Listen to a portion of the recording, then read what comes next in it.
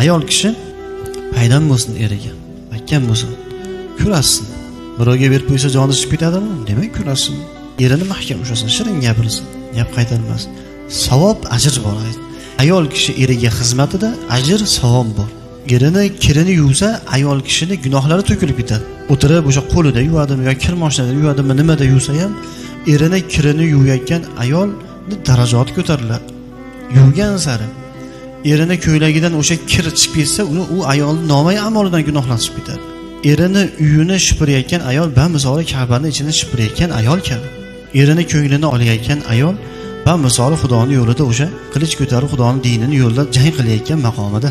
Shu darajada erga e'tibor, savobli, ajrli ish. Buni eshitsin ayollarimiz, amal qilsin.